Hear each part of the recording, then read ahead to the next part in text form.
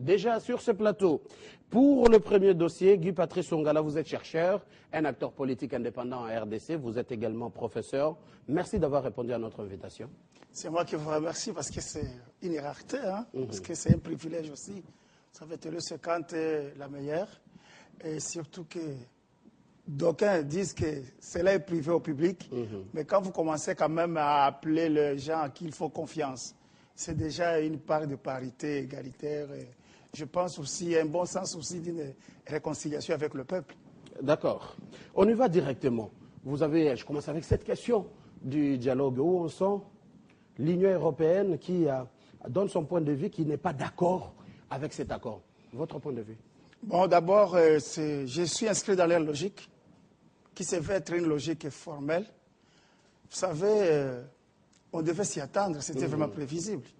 Quand vous parlez d'un peuple, il faut savoir le définir. C'est ce que j'ai toujours souhaité aussi chez nous pour qu'on arrive à cette étape de la maturité critique d'une nation, la masse critique. Mais les Français, disons l'Union européenne, ce sont quand même des liminaires. L'art de gouverner, la démocratie dont on parle aujourd'hui, les droits même et les sources des droits, pour que ça soit considéré d'une manière moderne et écrite, mais découle des les Européens, qu'on se le dise, qu'on ne se cache pas dans l'obscurantisme des fausses analyses ici des prétendus nationalistes, mais qui ne connaissent rien. Mais on devait s'y attendre. On devait s'y attendre. Et puis, comment les gens doivent se sauter aujourd'hui? Vous savez qu'il y a 2 mois de cela, le Parlement européen avait déjà statué sur ces cas-là. Et on avait déjà voté des mesures pour essayer d'éradiquer cette boulimie qui commençait à germer, à se manifester. Et c'était une boulimie frénétique, parce que les acteurs politiques de la RDC, ils se sont inscrits dans une autre logique de l'anachronisme de l'histoire. C'est-à-dire, ils veulent être une classe là, des politiques et des compradors. Là, je vois le professeur Chimanga dit, qui aime beaucoup, quand il parle aux étudiants, j'aime bien. Et voilà, cette classe-là est consciente. La classe qui redoute l'autre, le président cubain, hein, Fidel Castro. Il dit que non, il redoute une société où les acteurs politiques ils vont seulement se déguiser en tige digestive et inceste, où ils vont passer les intérêts purement et pécuniaires par-dessus les intérêts de la nation ou du peuple. Si cette race arrivait dans un pays, le pays est perdu d'avance. Et c'est ça le cas de la RDC. Vous pensez que c'est ça la vision de l'Union C'est la vision de l'Union européenne parce que... Oui, carrément une ingérence. Attendez d'abord. Il n'y a pas... Qu'est-ce que vous appelez ingérence? Parce que le Congo, d'abord, c'est un pays qui succombe sous le joug de l'ingérence. Ne nous voilons pas la face. Qu'est-ce que le Congo peut décider au-delà de Kigali, Kampala et Bujumbura, Zelensky ou Sadek, où il y a, parce que c'est l'Union africaine qui a prôné ici l'hécatombe, qui cette vie au cité de l'IA, qui a endeuillé le pays dans une première tranche du 19 au 20 de octobre. Et nous voyons encore, s'il y a une ville morte, le pays était totalement paralysé aujourd'hui dans toutes les villes, tout ça. C'est à cause aussi de cette énormité. On est journaliste et on a d'autres constats à travers les villes de la RDC. Excusez-moi, parce qu'il faut dire la vérité. Alors l'Union européenne avait déjà signifié l'ONU, les Caraïbes et le Pacifique, et notre gouvernement congolais ici, que s'ils veulent marcher aux antipodes des démarches démocratiques, et s'ils veulent être les tueurs de la démocratie, ou tout simplement empêcher la population à exercer son droit civique le plus élémentaire, la population congolaise, à l'empêcher même à voter, ils deviennent pires que quiconque. Empêcher de voter à la population congolaise, ou ce sont des mesures, un consensus pour que tout cela se passe dans la paix. Parce que la question, elle est la suivante. On cherche à savoir, si l'Union européenne dit que cet accord, ce n'est pas la fin de la crise, qu'est-ce qu'elle propose? Ou selon vous, qu'est-ce qu'on proposerait au-delà de cet accord pour mettre fin à la crise congolaise, à la crise de la politique RDC? Elle ne va pas aller au-delà de sa tradition. L'Union européenne est intellectuelle. Un intellectuel est discipliné. L'Union prône des valeurs. Il y a des lois. Quand on doit conduire un peuple, il faut tenir compte des lois administratives, laudatives, des lois qu'on peut appeler des lois prioritaires comme loi fondamentale ou la Constitution, ou des recommandations même administratives. Mais là où vous exagérez, et le monde se demande ça, c'est quel genre de population. Si ce ne sont pas des australopithèques, est-ce que ce sont des êtres humains comme nous, où on peut les catégoriser parmi les chimpanzés? C'est ça le problème avec eux. Parce que l'intellectuel congolais, excusez-moi, il considère les dons de la femme parce qu'il marche au large spectre, disons, je peux appeler ça comment, ça devient une affaire un peu hypothétique pour son éducation même, on peut se demander. Parce qu'il est au large spectre d'un déficit intellectuel trop aggravant. On se demande, est-ce que c'est comme ça un intellectuel ou bien ils ont étudié là-bas? Quand vous êtes dans un pays, tout pays est régi par ce qu'on appelle les droits. Vous voyez? Les lois et tout ça, soit des codes, si vous voulez bien, et civiques, la loi tout court, ainsi que la Constitution. Mais nous ne savons plus définir la RDC. Si la RDC est sous quel régime? Dictatorial, démocratique, anarchique, ou ceux-là qui viennent de l'IA, qui veulent inventer la roue, au moment où ils ne savent même pas définir la formule du PI. Mais au-delà de cet accord, l'Union européenne nous propose quoi? Ou vous, chercheurs, vous proposeriez quoi? C'est là où il y a la grande préoccupation. Il n'y a pas à proposer. L'Union européenne seulement nous rappelle. L'Union dit, respectez votre peuple, redéfinissez votre identité étant qu'une nation, suivez seulement les lois qui régissent votre pays, et puis ça c'est révoltant. Quand c'est un étranger qui dit que tu dois soigner ta maison, ne pas taper sur ta femme, ne pas tuer tes enfants, veut commettre l'inceste et tout ça, et puis tu te fâches, c'est-à-dire tu es un animal. Et c'est là que Simone de Beauvoir, qui est une européenne par excellence, a toujours prôné la politique à l'européenne. Il dit que ça, parce que ça prend les droits de l'homme, ça prend les droits à la démocratie, ça prend les droits à la paix. Est-ce qu'il n'y a pas une acculturation là-dedans? Non, vous voulez tout copier, on reste congolais, on reste africain. Si actiration il y a, c'est parce qu'il y a une mauvaise imitation de ceux-là qui ont étudié en Europe.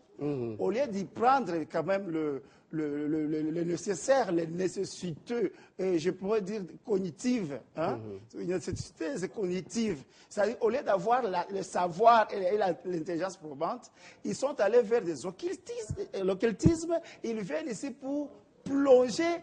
On est dans un état laïque. Attendez d'abord. On est dans un état laïque. Oui. On n'a pas à stigmatiser qui que ce soit. Je ne vais pas aller aussi loin. Je voulais seulement vous dire pourquoi l'intellectuel congolais, au lieu d'aller selon la lumière, parce que quand il parle de l'Europe, il y a la France. La France, c'est un pays de lumière. Et c'est depuis 1789 qu'ils ont fait ce qu'on appelle la Révolution française. Il y a de cela, des siècles. Nous, on est toujours à la traîne. Il y a manque de bonne volonté ici, dans l'échelle de nos politiciens. C'est pourquoi l'homme éclairé comme l'Européen, l'homme éclairé comme l'Américain, parce que là, vous ne m'amenez pas sur le terrain de Barack Obama, pourtant c'est là où se trouve la solution. L'homme éclairé comme celui de l'Afrique, Caraïbes et Pacifique ont déjà signifié la RDC, sauf ça ne passe pas seulement au sein de l'IA parce que tous ils sont solidaires, tous ce sont des petits dirigeants bandits qui veulent à tout moment marcher sur leur constitution et qui veulent toujours maintenir le peuple sous les jougs de l'esclavage et qui veulent garder la vérité sous les verrous. Pourtant, que je vous pose cette question. Nous revenons sur l'Union européenne en disant ceci. Ils ont vu juste, sauf qu'ils font l'amalgame eux aussi. Au sein de l'Union européenne, il y a une certaine complaisance affichée. Je ne sais pas si c'est sous influence de peut-être les Belges, parce que le plus souvent le malheur du Congo ne vient que de la Belgique. Or, il a quand même un ton à donner. La Belgique est composée par 7 parlements. Nous ne savons pas quel est ce parlement qui décide quand il s'agit de la RDC. Parce qu'ils ont forcé l'amalgame. Quand ils ont déclenché les sanctions contre la RDC, ils voulaient nous situer dans les délais constitutionnels. Ils voulaient qu'on... Et c'était la solution. C'était la solution. Est-ce que les sanctions pouvaient, coûte que coûte, imposer à la RDC de respecter ces délais constitutionnels, alors que les contraintes amenaient, elle a saigné le gouvernement techniquement au-delà de 19 Merci décembre. pour les détails techniques que vous m'amenez. L'Union européenne est scandalisée comme le reste du monde. Parlons de la communauté internationale, parlons de Barack Obama qui a fait de la RDC son dossier d'urgence depuis... Mais ne faites pas les avocats. Depuis les 9, je dois être les avocats des justes, les gens, les innocents qu'on accuse injustement. Et à contrario, je ne peux jamais être avocat des malfaiteurs et des sanguinaires. Ça c'est normal. Oui.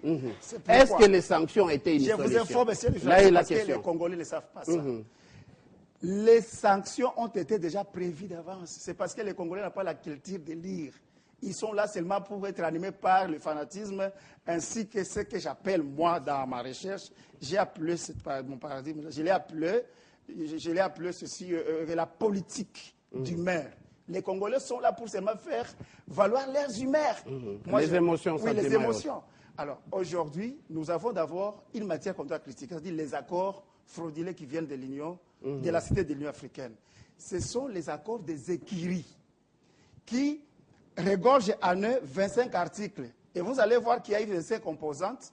Chacun a dit, moi je vais me retrouver ceci. Mais vous voulez vous retrouver où? Parce qu'il faut parler d'un État, il faut parler d'un pays, il faut parler de son peuple. Alors la RDC n'a plus un profil Est-ce que c'est que je vous pose des questions? Est-ce que ce n'est pas une solution de dire on n'a pas convoqué l'électorat en septembre, ici, 2016, on se convient un consensus, on convoque l'électorat en octobre 2017. Où est le mal? Au nom de la paix. On va préparer à... Le mal est absolu et il est parfait parce qu'il y a question de mauvaise foi. C'est une mauvaise volonté. Ils ne veulent pas. Mais je le comprends. Vous savez qu'ils sont arrivés à la phase de leur finitude. Et comme ils ont toujours marché à tâtons, ils ne savent pas planifier. Là, leur navire commence à prendre l'eau. C'est les sauves qui paient. Vous ne comprenez pas le langage. C'est les sauves qui payent. Il y a péril en demeure. Alors, ils tâtonnent comme ils veulent, comme ils peuvent.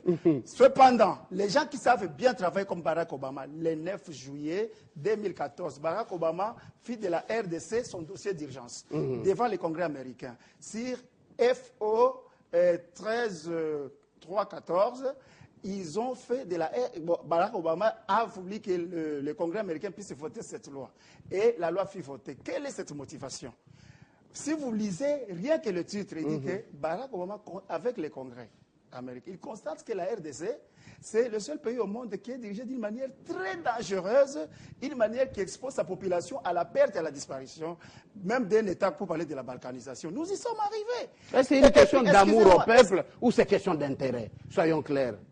Ouvrons le dossier. Le paradigme de Barack Obama va au-delà de ce que vous pouvez penser comme disons, intérêt économique et autres. Attendez d'abord, par ce qu'on appelle le valeur, le prisme même, ce qu'on appelle modèle de bonne gouvernance, parce qu'ils prônent l'altruisme.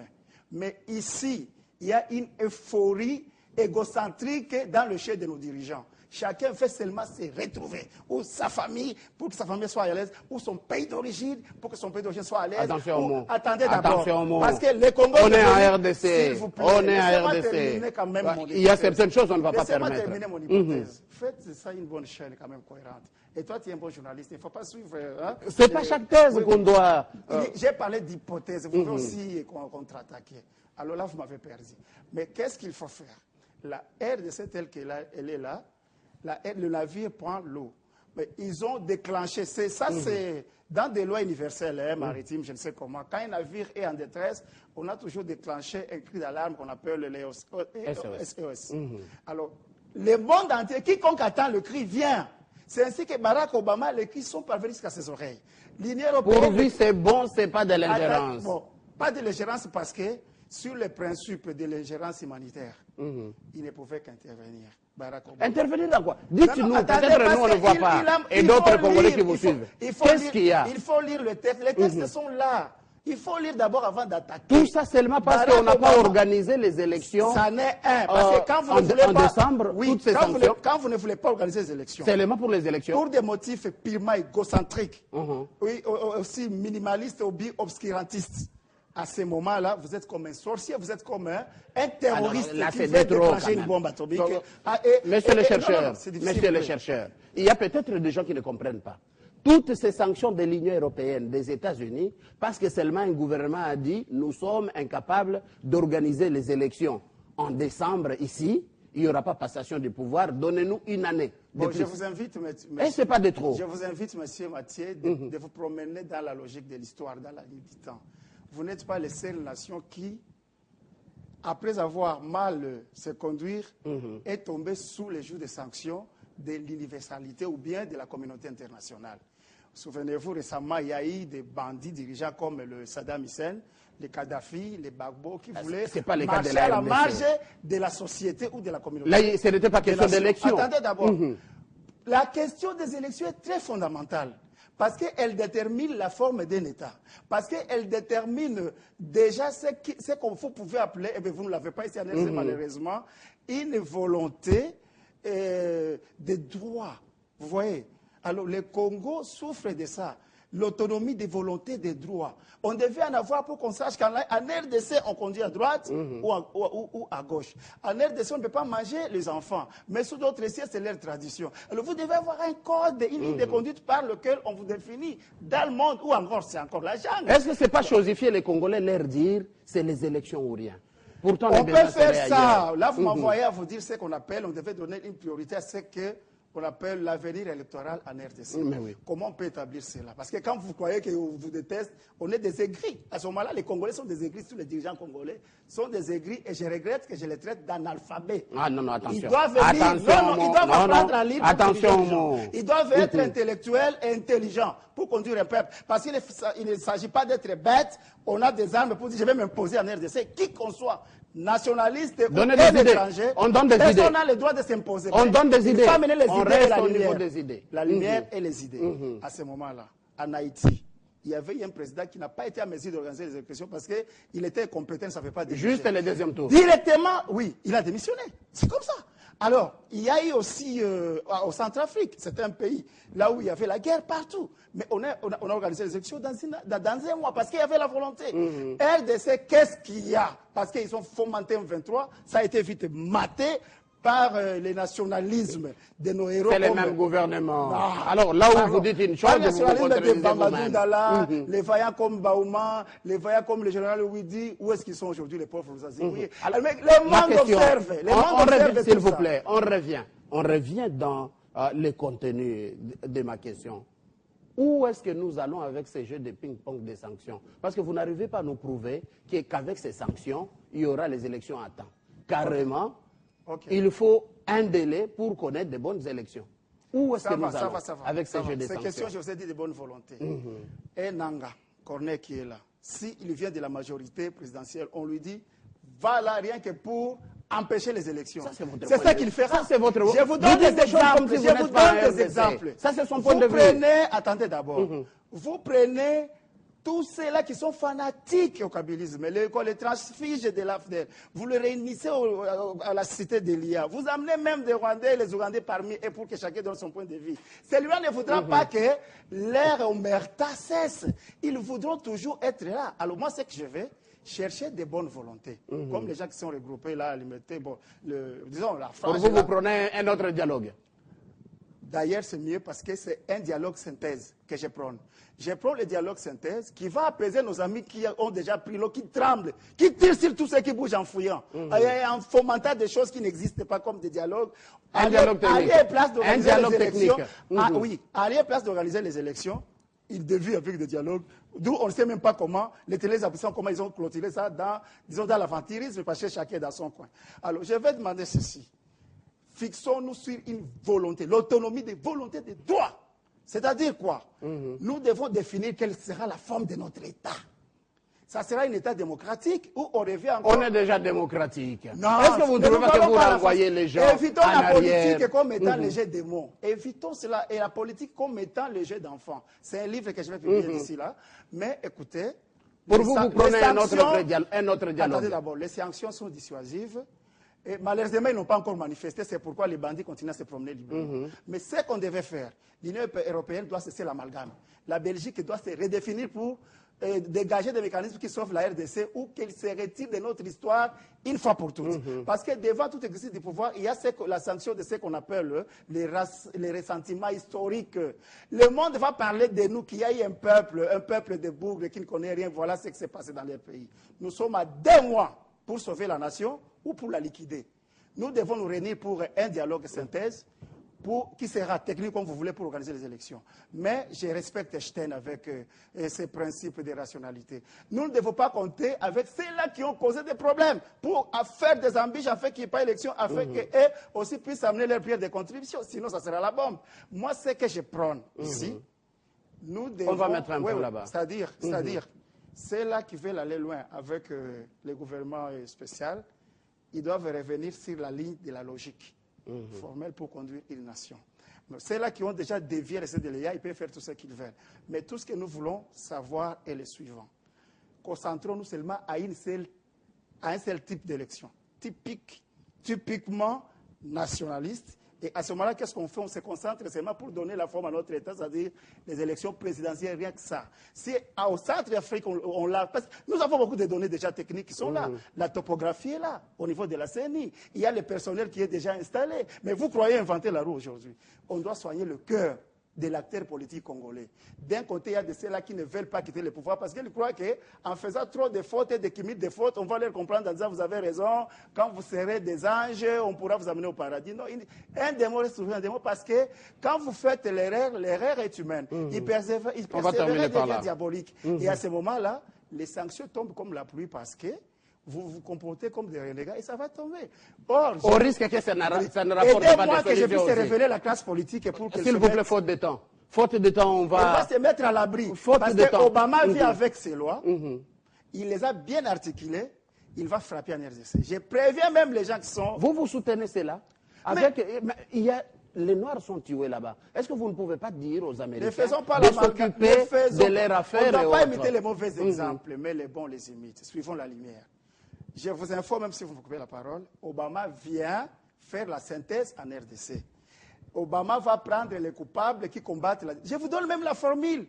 FO 13413. Allez lire, chercher. Il y a les articles. Ceux qui ont violé, qui est volé en RDC, Obama va les poursuivre partout dans le monde par sa loi qui a été votée par le Congrès américain et a été approuvée par l'Union européenne. D'accord, Guy Patrice. Tout ça là, il y a et tout le monde.